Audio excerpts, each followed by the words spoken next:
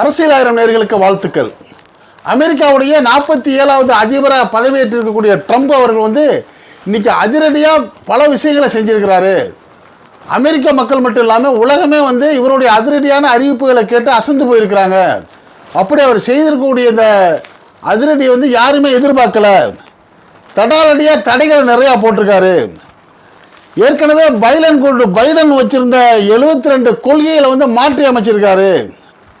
அமெரிக்காவில் ஆண் பெண் 2 பாலினம் மட்டும்தான், 3வது பாலினத்துக்கு இடம் இல்லை, அதுக்கு அங்கீகாரம் இல்லைங்கிற ஒரு புது சட்டத்தை கொண்டு வந்திருக்கிறாரு. ஒர்க் ஃப்ரம் ஹோம்னு செஞ்சு வச்சதெல்லாம் இனிமேல் வாய்ப்பு கிடையாது, முழு நேரடி வேலை தான் அப்படிங்கிற ஒரு உத்தரவை போட்டிருக்காரு. டிக்டாக்கு ஏற்கனவே தடை இருந்துச்சு, இப்போ அந்த தடையை நீக்கியிருக்கிறாரு.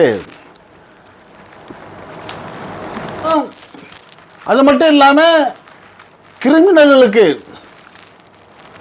பாலியல் தொந்தரவு, திருட்டு போன்ற வழக்குகளில் உள்ளவங்களுக்கு தூக்கு தண்டனை, மரண தண்டனை நிறைவேற்ற அதை உடனடியாக செய்யுங்க, யாருக்கு இனிமேல் சலுகை கிடையாது, அதனால் விஷ ஊசிகளை தயார் பண்ணுங்கிற உத்தரவு போட்டிருக்காரு.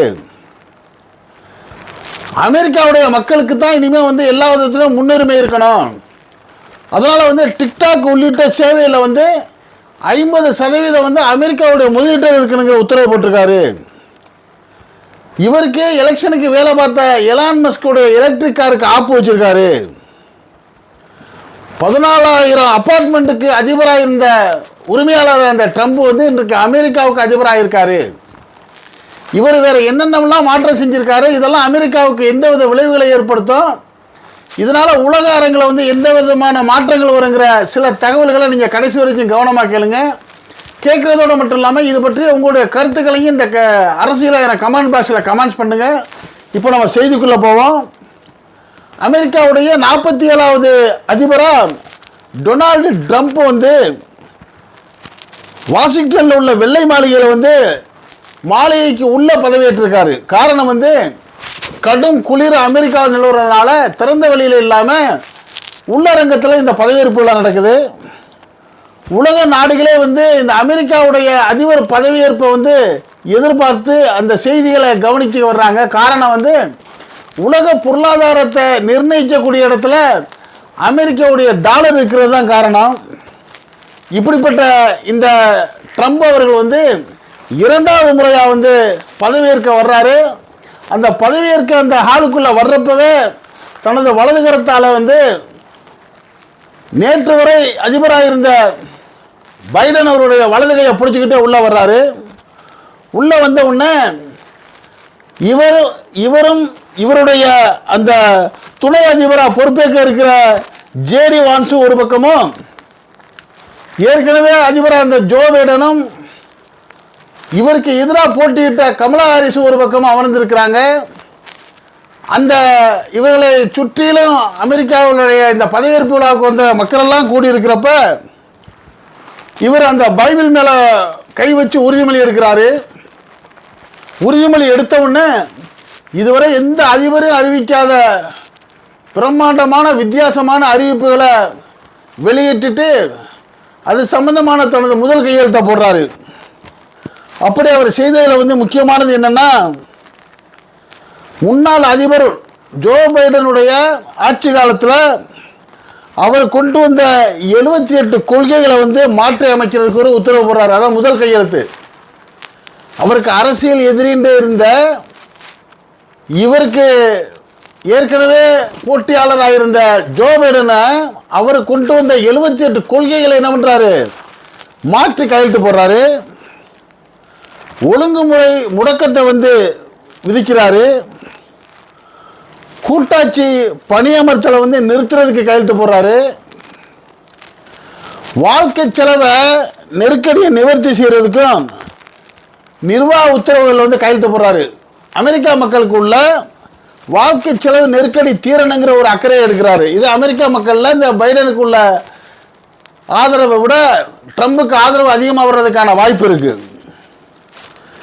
அதை விட முக்கியமாக அமெரிக்காவில் ஆண் பெண் இல்லாத ஒரு புது இனமாக இந்த 3ஆம் பாலினம் உருவாகி சிலர் தங்களை தாங்களே அந்த ஜெண்டர் மாற்றம் பண்ணிக்கிறாங்க.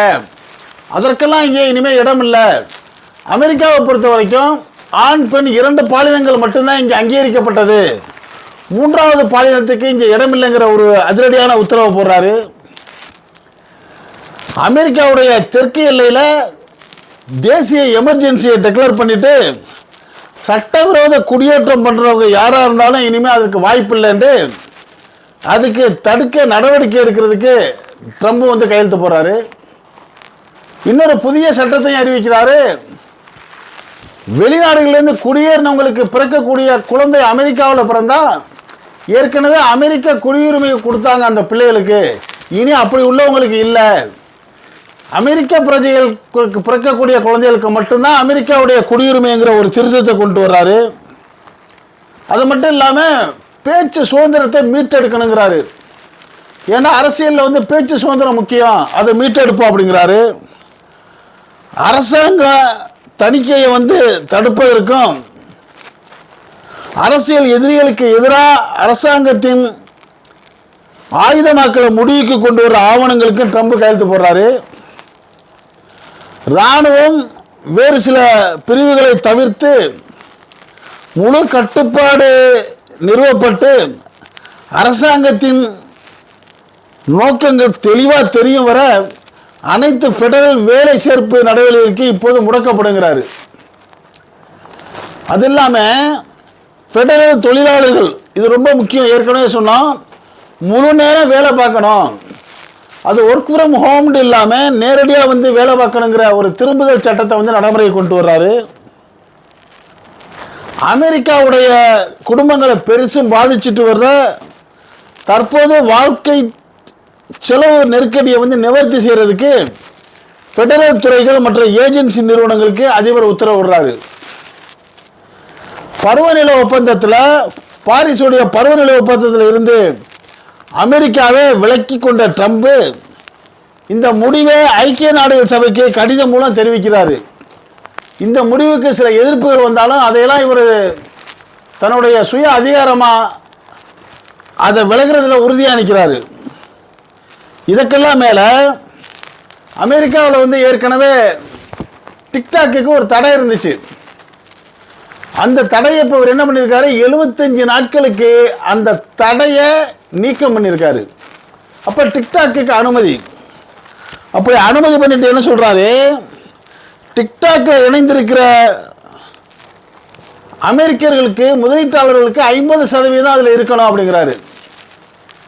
ஏற்கனவே இந்த டிக்டாக்கு தடை விதிக்கிறதுக்கு என்ன காரணம்னா, அமெரிக்காவுடைய ரகசியங்களை வந்து சீனா உளவு பார்க்குது, இது வந்து அமெரிக்காவுக்கு பாதிப்பாக இருக்குன்னு சொல்லித்தான் இந்த டிக்டாக்குடைய செயலையே தடை பண்ணாங்க.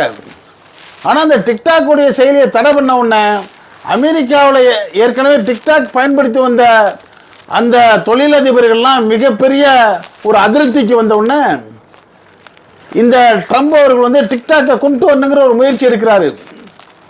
இன்னும் குறிப்பாக சொல்ல போனால் இந்த டிக்டாக்ல வந்து ட்ரம்ப் அவர்களே இணைஞ்சிருக்கிறாரு. கிட்டத்தட்ட 1.5 கோடி ஃபாலோவர்ஸ் அவர் வச்சிருக்கிறாரு.